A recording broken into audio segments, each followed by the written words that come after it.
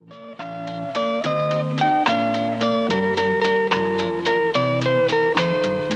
les garçons et les filles de mon âge se promènent dans la rue de par deux.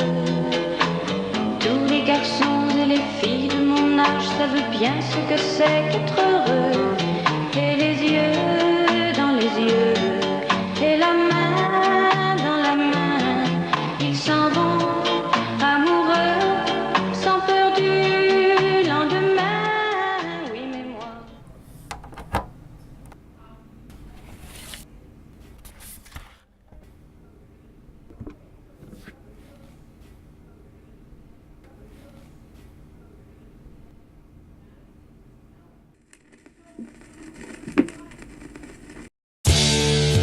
I'm an alligator.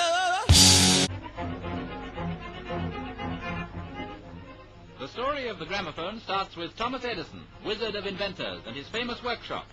In 1877, Edison completed an invention which spoke for itself. And that's how the noise racket began.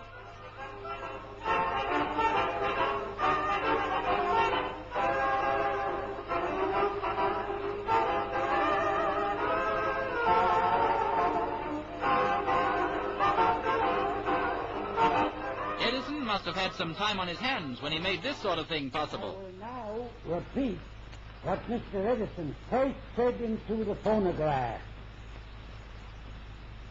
Hello, hello, hello.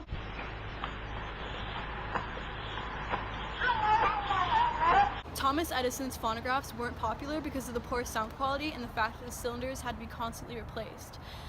Regardless, Edison's invention was a huge step for record players. In the 1890s, an inventor named Emil Berliner initiated the transition from the cylinder to the flat disc, and the flat disc record player became the dominant audio producer for the rest of the 20th century. A typical soundbox and record of today. The movement of the needle on the record causes sound waves, which are amplified in the tone arm. After going round and around, they come out here. Today, as a result, gramophone music encompasses the world, and even the South Sea Islanders aren't immune. You see how it gets them.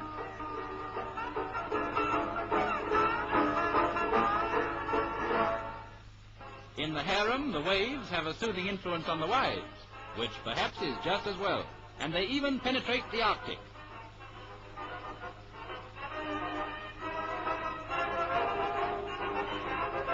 And the only needle that matters to a pretty sunbather is a gramophone needle. Yes, like airplanes, gramophones have made great strides. By the 1960s and 70s, record players had swept the nation. Record players became as American as apple pie. Young people who are in the swing, go for the compact new RCA Victor Swing Line. Portable stereo with the sound that carries. The speakers swing out, the turntable swings gently into place. That's the new RCA Victor Swing Line.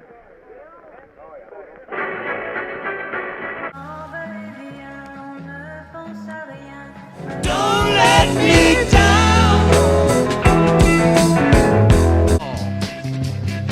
Then one fine morning she puts on a New York station. It's a love that lasts forever. Squeeze her, don't tease her, never leave her. Like a record baby, rock, round, round, round. The record player declined sharply because of the birth of the digital age, the rise of cassette tapes and compact discs. No more needle dragging across grooves in vinyl. This music is computer controlled.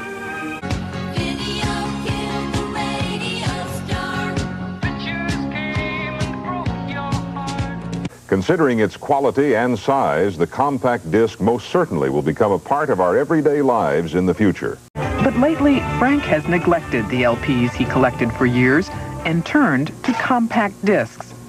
When it comes to the music of the 90s, anything goes. Music today is everywhere. No need to label it. If it's good, we'll play it. That's why we got Livin' in the 90s. 2.5 hours of the coolest songs on 2 CDs and 2 cassettes. Check it out.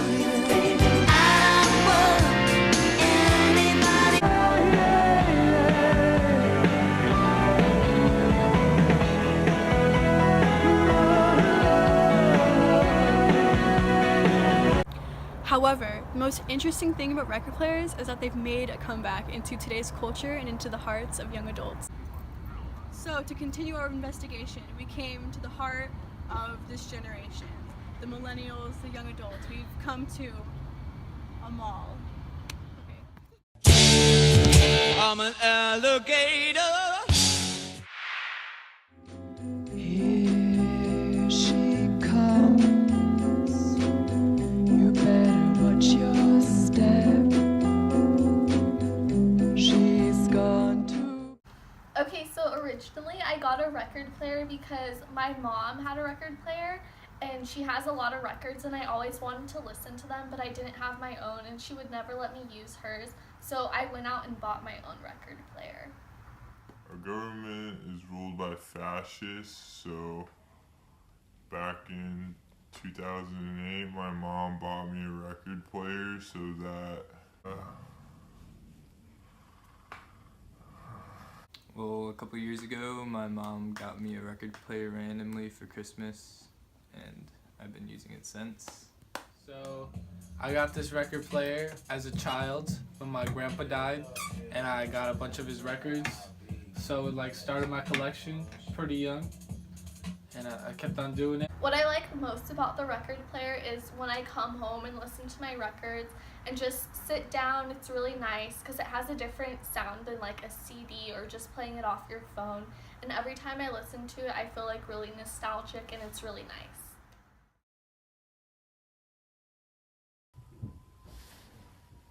I personally like having it because it sounds better than listening to a CD or a cassette or something off of your phone. And I like the fact that you can purchase actual records. Look right here, see the camera? Records, you could buy records and you could have a tangible good to keep in your hands and you could keep from getting lazy. So every 25 minutes or so you can get up and change the record instead of sitting on your bed on your phone. I liked it. I liked having a collection. Keeps you out of trouble, gives you something to do, you know? So my favorite record is this record from The Cure, and it was passed down to me by my mom, and it reminds me of her every time I listen to it, and I really love it. This is Paranoid by Black Sabbath, recorded in 1970, and this is my favorite record. My favorite record is Kanye West, Kanye Wizzo, My Beautiful Dark Twisted Fanizzle. This is a great LP.